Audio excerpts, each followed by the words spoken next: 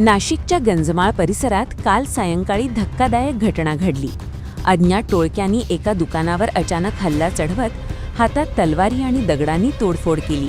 तसेच दुकानातील इसमाला मारहाण केल्याची माहिती समोर आली आहे। या घटनेचा संपूर्ण प्रकार सीसीटीव्ही कॅमेऱ्यात कैद झाला असून काही काळ परिसरात भीतीचे वातावरण निर्माण झाले होते।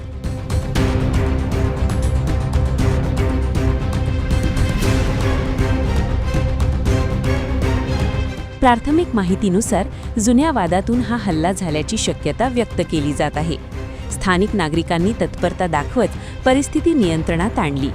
संबंधित टोळक्याविरोधात कडक कारवाई करावी आणि गुन्हा दाखल करावा अशी मागणी नागरिकांकडून करण्यात येत आहे। नाशिकमध्ये वाढत्या टोळक्यांच्या हालचालींमुळे कायदा सुव्यवस्थेचा प्रश्न पुन्हा ऐरणीवर आला आहे।